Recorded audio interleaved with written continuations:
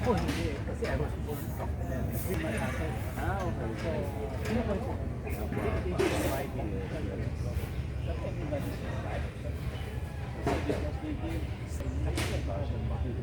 So ang father mo served in the Oh, what way?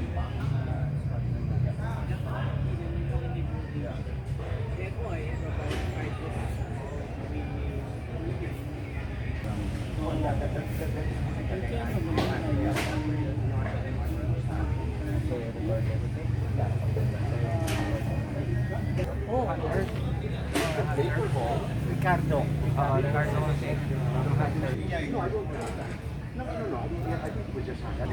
In Osawa's book, he mentioned Muntinlupa. Yeah. I think he was imprisoned in Muntinlupa. He did not.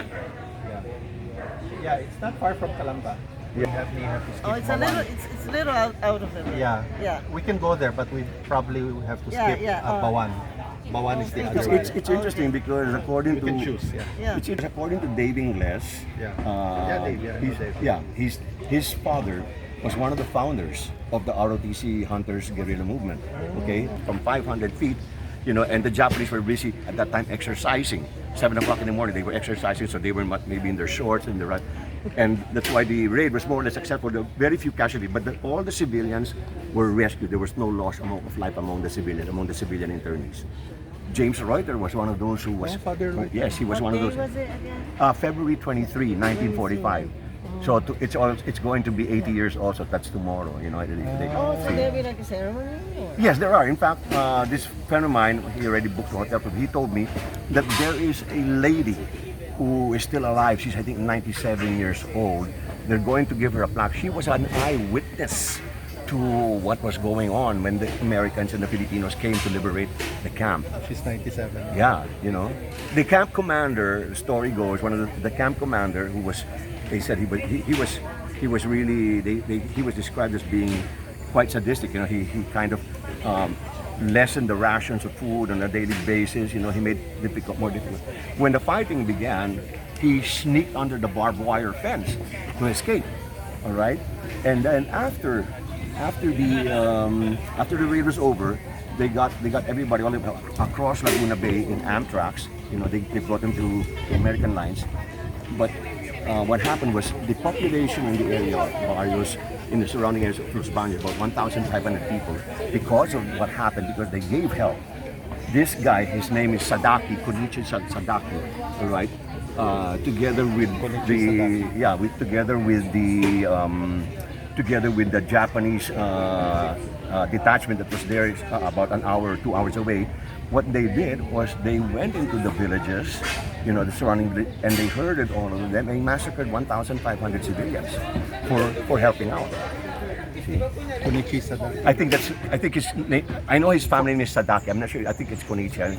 For helping. Yeah, he took command. He met with them, and then they yeah, but it's the nature of warfare. Whether you're one. I don't know if the Americans conducted massacres, because they found people helping the Japanese. I don't think. We fought them 1899 to 1901. Right. That's why. So in other words, see what happened in Balangiga, something like that, no? Yes, like Balangiga. Yeah, but this was what happened, as far as that. And then later on, the story goes, there's a documentary on YouTube. What happened was this officer Sadaki, he ended up posing and pretending to be a golf caddy. This was after the war, maybe 1946. And somebody, maybe one of the former prisoners, recognized him. Okay, and of course, blew the whistle. He stayed here. Yeah. But the whistle was one of the survivors of the raid. Maybe recognized him posing and blew the whistle, and the Americans were still there post-war, helping rebuild. And so they arrested him, and he was eventually tried and hanged. Is this guy? Yes, Konishi. Yes, right away. Yeah, see, that might be him. See, yeah, that's what he looks like, exactly. And then Was he hung? he was actually, I don't know if it was hanging. I think it mentioned. My parents said he was sick of tuberculosis, and they did not. When did he die? Do you know? We don't know. Maybe he was ashamed because of what happened in the war, he did not communicate anymore. Like if you could give me any Isogay, that's all. The surname is Captain Isugay. Captain. Sugal Isugay. Yeah, yeah. I was trying to look for Google, but there are two spellings of Isugay. I don't know his real spelling. I can guess the Chinese characters for his name. I'm just guessing. If you help him as soon as possible, because I'm going to include him in the book, his whole name. I included him as a good Japanese. Identify you on Facebook in the crossfire of the war. It's similar Yeah, to what happened here. Yeah, well, the Battle of Okinawa was from the end of March to. Actually, started April. Oh, it's March. Oh, really? The bombardment started in March. Oh yeah, but the Yeah, invasion- the landing was Yeah, April April, 1st. that's right. Yes, I think yes. April 1 but or but something. the attack started on I think March Yeah, March 20th. the pre-invasion bombardment. Yeah. Like now, this year. And you know, MacArthur censored it. It was almost in the press, but that was tight censoring. Yeah, what? For 80 years. So it's true what they did there. Yeah. It was it kind of peaked at the time of the Vietnam War. The Okinawa was kind of launch pad, the attacks against the Vietnam. Paraluman. And his husband, Paraluman is actually with the German blood. With German blood. And her husband was a Japanese captain. Oh, her husband was a Japanese captain. And During the war. during the war, even survived the war. I know, that's amazing. You are?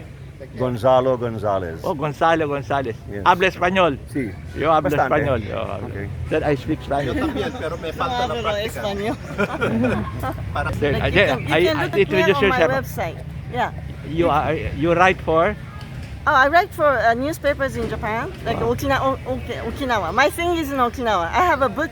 I've written a book on Okinawa. Well, I'm planning to have Yeah. a Japanese translation of my book, if you like. Ah, yeah. I'm looking for a translator. Oh, it's a good idea. February 4, the Japanese asked all the people here to get out from their house, the residents, because that will be a battlefield, the defense. So what they did was, the only place they could go was San Agustin Church. That's San Agustin Church. Saint Augustine. That became a hostage center of the hostages. Oh, right, yeah. And